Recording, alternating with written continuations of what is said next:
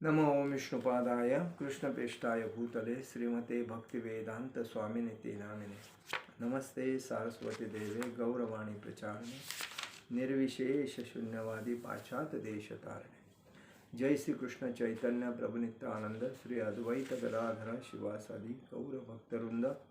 हरे कृष्ण कृष्ण कृष्ण हरे हरे, हरे राम राम राम हरे हरे। देखिए, जब भगवान श्री कृष्ण द्वारका में गए थे, वहाँ द्वारका में उनका पोता अनिरुद्ध और एक शिवजी के भक्त भौमासुर, उनकी पुत्री उषा। तो उषा हमेशा अपने पिताजी के मतलब भौमासुर जो था उसको 1000 हाथ थे, और 1000 हाथ होने के वजह से वो भगवान शिव जी का बहुत ही श्रेष्ठ भक्त था। शिव जी उनको प्रसन्न होके उनके भक्ति से बहुत प्रसन्न होते थे, और उन्होंने उनके 1000 हाथ होने के वजह से वो हाथ का कैसा मतलब वो शक्ति में कहाँ उपयोग करूं, ऐसा वो बार बार शिवजी से प्रार्थना करता था। और वही हाथ लेके वो शिवजी से लड़ने जाता था। तभी शिवजी ने उनको कहा कि देखिए, आपके साथ लड़ने के लिए एक व्यक्ति आएगा, वो आप उसका इंतज़ार करो। और वही बात हुई कि जब अनिरुद्ध और उषा, एक दिन उषा को सपने में अनिरुद्ध आके मतलब उसका सपने में अनिरुद्ध के साथ प्रेम हुआ। तो दूसरे दिन उठने के बाद वह अपने सहेली को बोलने लगी कि देखिए, मेरे सपने में एक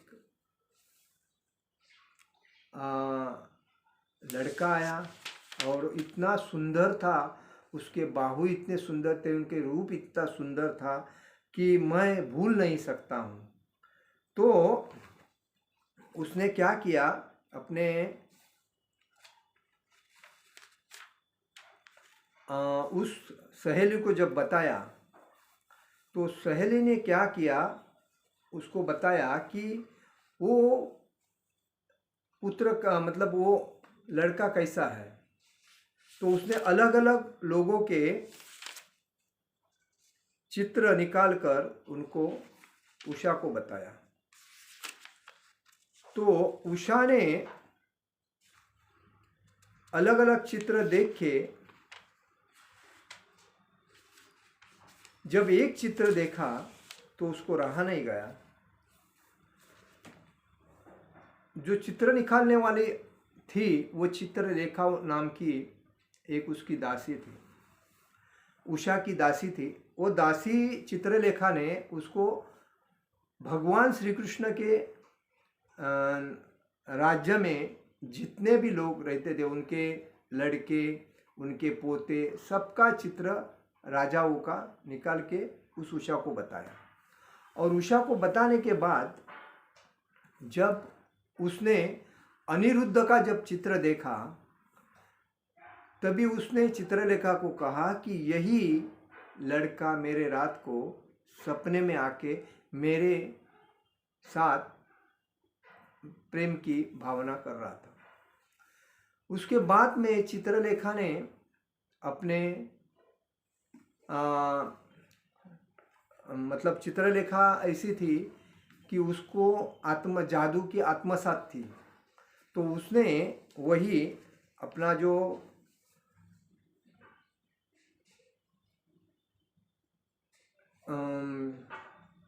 अंतरिक्षा, वो अंतर्याग्नि थी। तो अंतरिक्षा के माध्यम से उसने जब अनिरुद्ध को देखा, तो अनिरुद्ध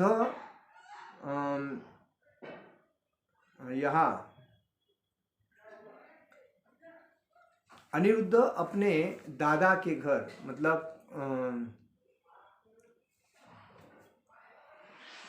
ये क्या उसका नाम है,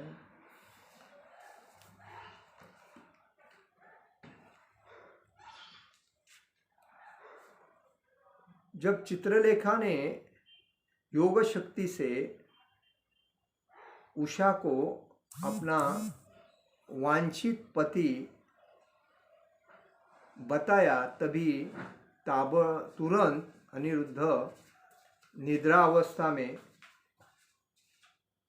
आके पहुंच गया। और वो कहाँ था, तो द्वारका में अपने नगरी में था आराम से। तो उषा ने उसको अपने अंतर्यामी योग शक्ति के वजह से उसको निद्रा अवस्था से ही भौमासुर के आश्रम में लेके आके उषा के पास छोड़ दिया।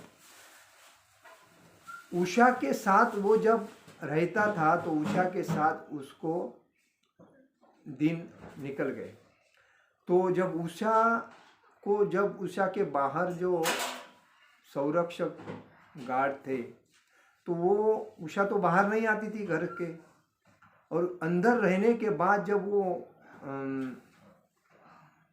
पेट से दिखने लगी, तभी उन्होंने भौमासुर को बताया कि जो सिक्योरिटी थी उन्होंने, कि उषा का चाल चलन कुछ अलग दिख रहा है, उसके शरीर में परिवर्तन हो रहा है। वो क्यों हो रहा है हमको मालूम नहीं, लेकिन इधर से कोई अंदर गया नहीं है। तो जब भौमासुर को मालूम पड़ा तो भौमासुर ने चित्रलेखा के महल में प्रवेश करके देखा, तो उषा ये है गरुधर है, मतलब परिवर्तन हुआ है शरीर में।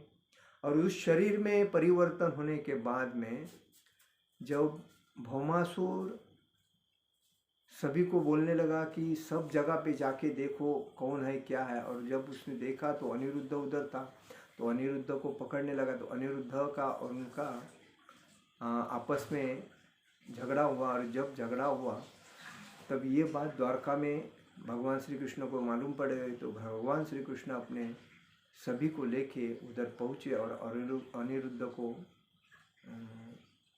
बचाया। लेकिन अनिरुद्ध ने पहले ही भौमासुर के जो सिक्योरिटी थी उसको पहला ही मार के मतलब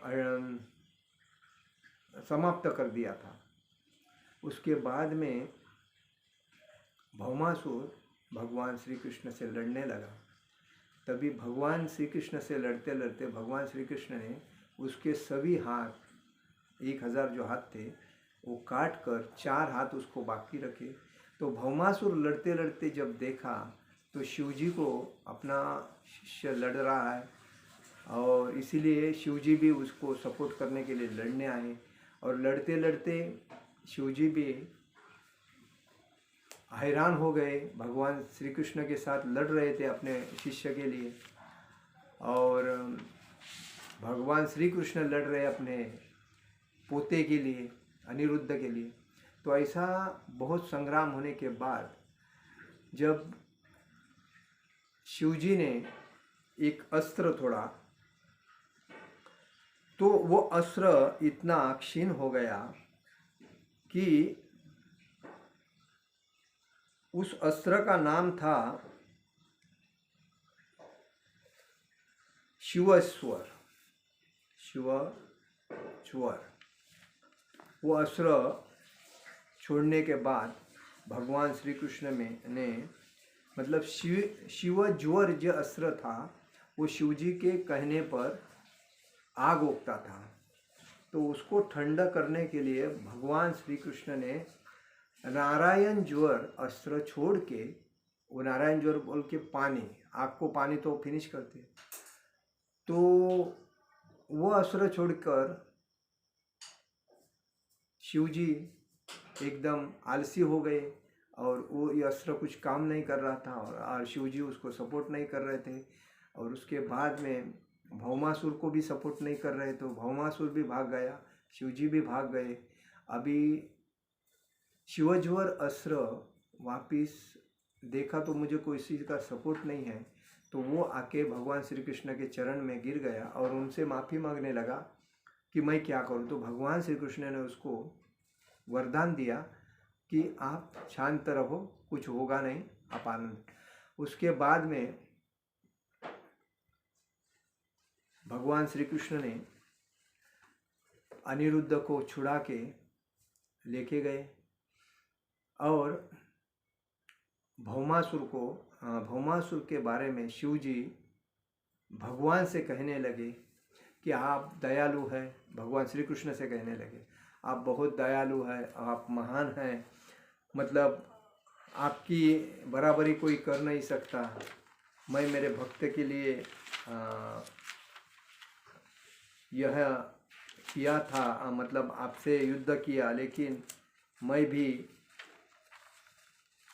उसको बचा नहीं सका। तो ऐसा बोल के भगवान श्री कृष्ण प्रसन्न होके उन्होंने भौमासुर को, जो उनको सुदर्शन से भौमासुर को मारने वाले थे, लेकिन शिवजी ने भगवान श्री कृष्ण के चरण पकड़कर माफ़ी मांगी अपने भक्त के लिए, इसलिए भगवान श्री कृष्ण ने उसको छोड़ दिया और उसके 4 हाथ रखे और उसको कहा कि इसके आगे कभी भी ऐसी हरकत नहीं करना। तो उसके बाद में सभी लोग, जब उसको मालूम पड़ गया भौमासुर को कि ये भगवान श्री कृष्ण का पोता है और मेरी लड़की, ये दोनों का उसने भौमासुर ने शादी करके दे दिया अपने पसंद से, और बाद में दोनों भी द्वारका में चले गए। तो कहने का मतलब है, आज हम लोग शिवजी की जो भक्ति करते हैं, तो शिवजी से श्रेष्ठ कौन है? भगवान श्री कृष्ण है।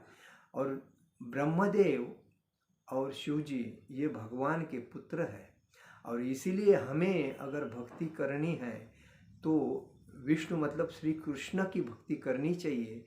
हम कितनी भी स्वार्थ के लिए शिवजी की भक्ति करते हैं, ब्रह्मा जी की भक्ति करते हैं, देवता की भक्ति करते हैं, लेकिन उस भक्ति से हमारा मतलब एक तात्पुर मतलब शुल्लक एक फायदा होता है।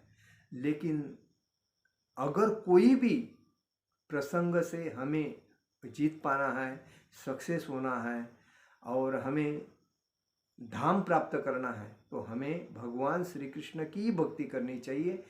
शिवजी को मान सम्मान भक्ति करनी चाहिए, देना चाहिए, वो भी वैष्णव है, ठीक है, लेकिन मुख्य जो भक्ति हमें करनी है वो भगवान श्री कृष्ण की भक्ति करनी है। क्योंकि विष्णु के नाभि से ब्रह्मा जी उत्पन्न हुए और ब्रह्मा जी ने ही शिवजी को उत्पन्न किया। ब्रह्मा जी ने सृष्टि का उत्पादन किया और पालन पोषण करने वाले तो भगवान श्री कृष्ण ही हैं, विष्णु ही हैं, और संहार करने वाले तो शिवजी है। और इसीलिए कहा गया है कि सत्वगुणी जो व्यक्ति होता है वो विष्णु की मतलब श्री कृष्ण भगवान की भक्ति करता है, और जो रजोगुणी व्यक्ति होता है वो ब्रह्मा जी की भक्ति करता है, और जो तमोगुणी होता है वो शिव जी की भक्ति करता है। इसीलिए सबसे श्रेष्ठ अगर भक्ति है कृष्ण की भक्ति है। हरे कृष्ण कृष्ण कृष्ण हरे हरे, हरे राम राम राम हरे हरे। जगत गुरु शिल प्रभुपाद महाराज की जय। परम पूज्य लोकनाथ स्वामी महाराज की जय। निताय गौर प्रेमानंदे। हरि हरि बोल।